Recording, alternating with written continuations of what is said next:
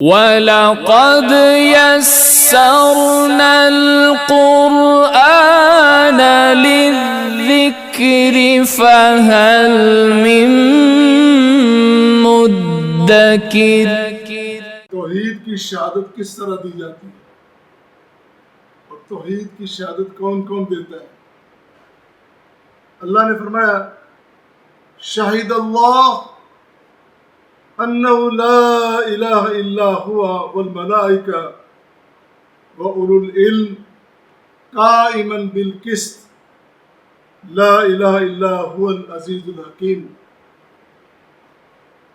اللہ نے گواہی دی، اس نے خود شہادت دی کہ لا الہ الا ہوا، اس کے علاوہ کوئی معبود نہیں، فرشتوں نے، اولو العلم نے،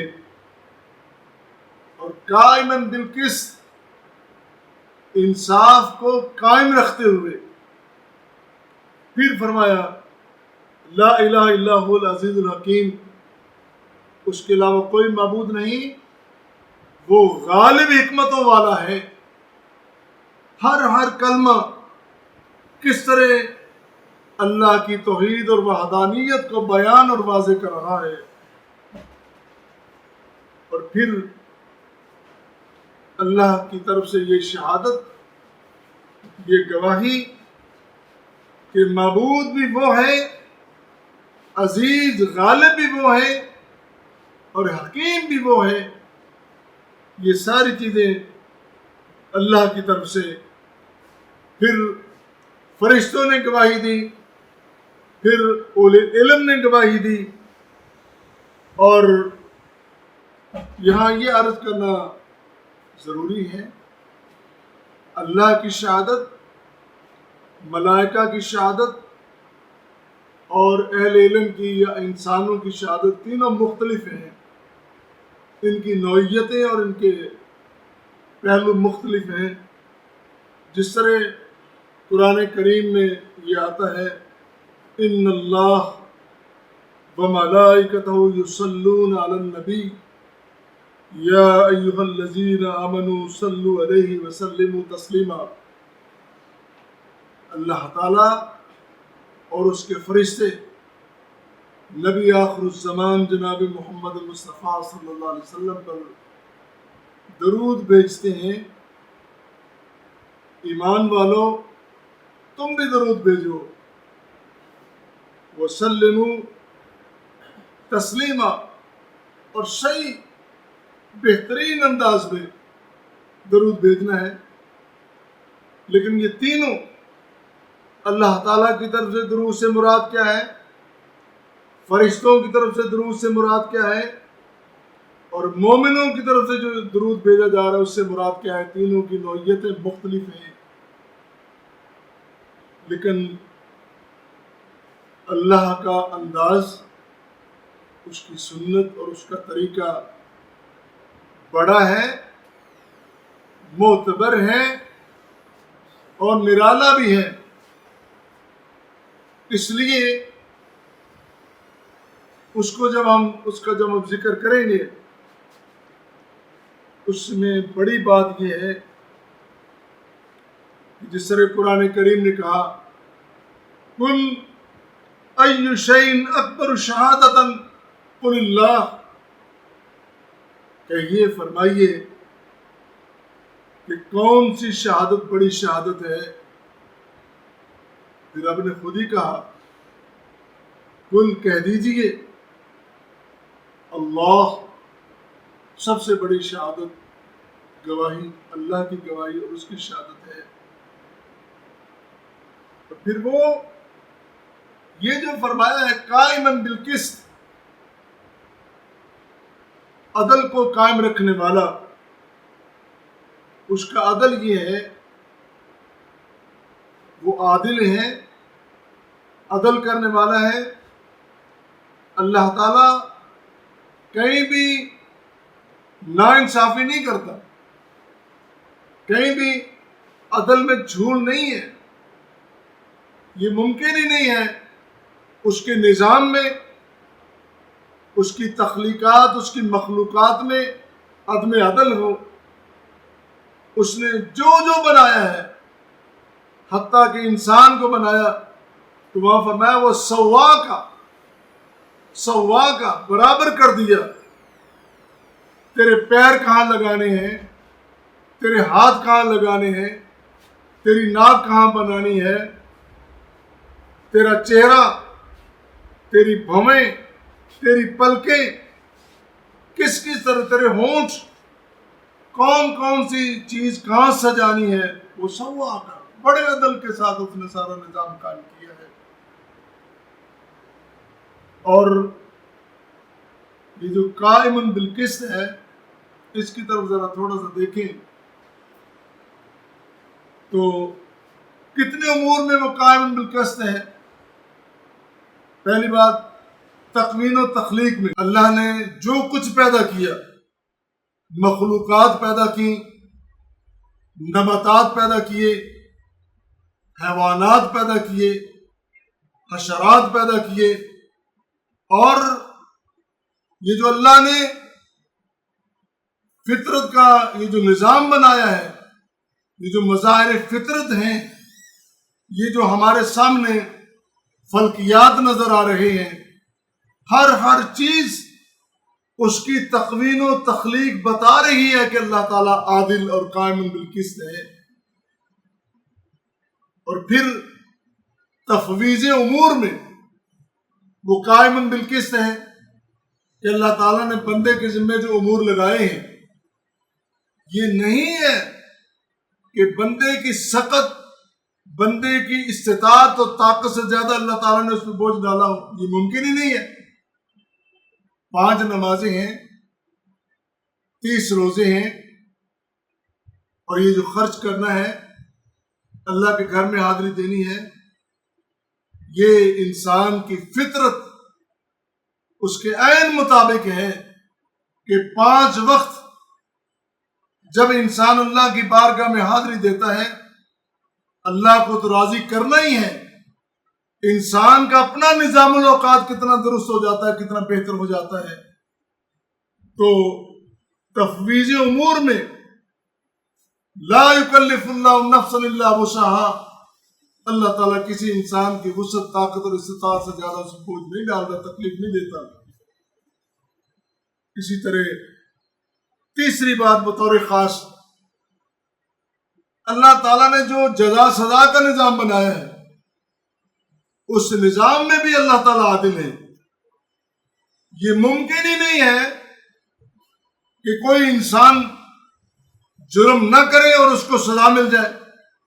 یہ دنیا کی عدالتیں نہیں ہیں، یہ دنیا کی پکڑ دکڑ نہیں ہے، یہ ہمارا نظام نہیں ہے، یہ اللہ کا نظام ہے، یہ اس کا میزان ہے، یہ اس کا عدل ہے، یہ اس کا نظام ہے کہ وہاں پہ کسی انسان کو بغیر جرم کے سزا نہیں ملتی، اور پھر کسی مجرم کو معافی بھی نہیں ہے.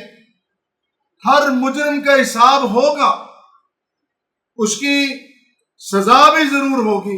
ہاں، یہ اختیار اللہ کا ہے کہ وہ مجرم کو معاف کر دے، اس کی ساری غلطیاں معاف کر دے. لیکن وہاں بھی اللہ نے یہ فرمایا ہے، ان اللہ لا یغفر ان یشرک بہ ویغفر ما دون ذلک، اللہ تعالیٰ شرک کو کبھی معاف نہیں کرے گا. یا میں ایک تھوڑی سی بات عرض کرنا چاہتا ہوں. کبھی ہم نے دیکھا، ہم مسلم معاشرے میں، اسلامی جمہوریہ پاکستان میں کہیں شرک تو نہیں کر رہے. ہمارا یہ جو نظام ہے، خانقاہی مزاراتی نظام ہے، بڑے ادب سے میں یہ درخواست کروں گا، یہ نظام، یہ تعلیمات نبوی کے مطابق نہیں ہے. یہ ہمارا خود ساختہ نظام ہے، ہم نے خود بنایا ہے. اگر تمہاری بات مان لی جائے کہ تم وہاں پہ شرک نہیں کرتے، لیکن کم از کم تمہاری تشبیہ تو موجود ہے. جب تم نے مشبہ، مشابہ اور مشتبہ اس کو کر دیا ہے تو پھر غلطی تو پھر بھی ہو گئی ہے. لیکن اصل بات یہ ہے کہ یہ سارا سسٹم ہی غلط ہے. شرک چھوٹا ہو بڑا ہو، صغیر ہو کبیر ہو جلی ہو خفی ہو، کسی قسم کا شرک اللہ کے اس کی کوئی معافی نہیں ہے۔ تو جزا سزا کے نظام میں بھی اللہ تعالیٰ عادل ہے، قائم بالقسط ہے۔ اور پھر اسی طرح جب شہادت کی بات آئی کہ شاہد اللہ انہ لا الہ الا ہوا والملائکہ واولی العلم، تو یہاں شہادت کے بھی کتنے پہلو ہیں۔ ایک آفاقی شہادت ہے، یہ جو ہمارا آفاق کا نظام ہے، زمین ہے، آسمان ہے، سورج ہے، چاند ہے، ستارے ہیں، یہ سارے اپنے اپنے مدار میں چل رہے ہیں، کوئی کسی کی مدار میں نہیں جاتا۔ اور یہ بھی اللہ تعالیٰ کی وحدت اور توحید کی گواہی دے رہے ہیں۔ اس ذات واحد نے ہمیں بنایا ہے اور ہمیں اس نے حکم دیا ہے کہ اپنے اپنے مدار میں چلنا ہے، لہذا یہ پورا جو آفاقی نظام ہے یہ عدل اور انصاف کے ساتھ چل رہا ہے اور اللہ تعالیٰ کی توحید اور وحدت کی گواہی دے رہا ہے۔ اسی طرح تاریخی شہادت بھی ہے، تاریخ بھی شہادت دیتی ہے کہ اللہ تعالیٰ کی وحدانیت تھی۔ جب سے انسان کو بنایا اور پھر خاص کر تمام ارواح جو قیامت تک آنے والی ہیں، ان سب کو اللہ تعالیٰ نے اپنے سامنے حاضر کر کے ان سے وعدہ لیا، الست بربکم، ایک نظام ربوبیت، نظام الوہیت، معبودیت، مسجودیت اللہ تعالیٰ نے متعارف کروا دیا ہے۔ اور تاریخ ہمیں یہ بتلا رہی ہے کہ یہ سسٹم جو چل رہا ہے، یہ آٹومیٹک جو سسٹم ہے، ایک آ رہا ہے دوسرا جا رہا ہے، تاریخ بنتی جا رہی ہے اور کسی کو دوام حاصل نہیں ہے۔ اور وہ جو اپنی زندگی میں بڑی بڑی کلخیوں والے تھے اور بڑے بڑے اماموں اور تروں والے تھے، جو کہتے تھے کہ ہمارے پاس نظام ہی نہیں چلتا ہے ہمارے بغیر، دیکھیں قبروں میں کتنے بڑے بڑے ناگزیر پڑے ہیں، یہ قبرستان بتلا رہا ہے۔ یہ جو طے بطے تاریخ بن رہی ہے، تاریخ کی اپنی شہادت ہے کہ اللہ تعالیٰ کا نظام وحدت، نظام توحید بڑا ہی اعلیٰ و بالا ہے۔ اسی طرح وحی کی شہادت ہے کہ جتنے انبیاء کرام آئے ان کے پاس جب بھی حضرت جبریل امین آئے، انہوں نے سب سے پہلے ایک ہی کلمہ کہا ہے، لا الہ الا اللہ۔ سب سے پہلے اللہ تعالیٰ کی وحدت اور توحید کی گواہی ہے، اور ان کا جو وحی کا جو بیان ہے وہ بھی ہمیں کہہ رہا ہے کہ توحید کیا ہے۔ پھر اسی طرح اس آیت کریمہ میں جو فرمایا کہ والملائکہ، اور فرشتوں کی گواہی، فرشتے بھی گواہی دے رہے ہیں۔ فرشتوں کا جو سسٹم ہے، جو نظام ہے، آج تک دنیا کا کوئی مورخ بتلائے، کوئی سائنسدان، کوئی ٹیکنالوجی کا ماہر، کوئی جھوٹا سچا کوئی بتلا دے، کسی فرشتے نے کہیں غلطی سے بھی اللہ کے علاوہ کسی اور کی تسبیح بیان کی ہو، کسی اور کا ذکر کیا ہو، کہا ہو کہ مجھے جو کچھ ملا ہے میں فلاں بڑے معتبر فرشتے سے لے کے آیا ہوں، میں جبریل سے، اسرائیل سے لے کے آیا ہوں، میں جو ہمارے بڑے بابا جی ہیں جو اسرافیل ہیں ان سے میں نے یہ نسخہ لیا ہے، انہوں نے مجھے یہ دیا ہے، یہ مجھے چیز دی ہے۔ نہیں، ان کا نظام، ان کا سسٹم، ان کی بندگی، ان کی عبادت اور ان کا معمول کا جو طواف ہے بیت المعمور کا، سب بتلا رہے ہیں، سارا سسٹم بتا رہا ہے کہ اللہ تعالیٰ کا نظام وحدت، نظام توحید کتنا اعلیٰ والا ہے۔ اسی طرح اولی العلم، اس کی بھی بڑی تفصیل ہے، میں یہ اشارتاً آپ کے سامنے باتیں جتنی میں نے باتیں یہ عرض کی ہیں یہ بڑی تفصیل طلب ہے، وقت کی قلت کے پیش نظر میں اشارات دے رہا ہوں۔ اولو العلم ہر دور میں رہے ہیں، کوئی دور ایسا نہیں ہے کہ جس دور میں خالصتاً توحید کو پہچاننے والے، بیان کرنے والے، اس پہ قائم رہنے والے موجود نہ ہوں، چاہے جتنا بھی جبر کا، قہر کا، ظلم کا دور کیوں نہ ہو، ہر دور میں ہمیں یہ باتیں تاریخ سے ملتی ہیں، تاریخ کے آئینے سے، پہلو سے یہ باتیں ہمیں ملتی ہیں کہ ہر دور میں اولو العلم، اور اولو علم سے مراد یہاں یہ ہے کہ جو صحیح علم، اور اگر علم کی بات آئی، جب العلم کہا جاتا ہے تو یہ بات بھی واضح رہے، العلم سے مراد وہ علم ہے جو ہمیں نبیوں اور رسولوں نے دیا ہے، دوسرے علوم نہیں۔ علوم بے شمار ہیں، فنون ہیں، ہنر ہیں، سب کچھ ہیں، لیکن جب العلم قرآن نے کہا تو العلم سے مراد وہی علم ہے جو ہمیں نبیوں اور رسولوں نے دیا، اور نبیوں اور رسولوں کا دیا ہوا علم، اس کو پانے والے، اس سے اپنے آپ کو اس زیور سے آراستہ کرنے والے گروہ علماء ہر دور میں رہے ہیں، جنہوں نے اس پرچم کو سربلند رکھا ہے۔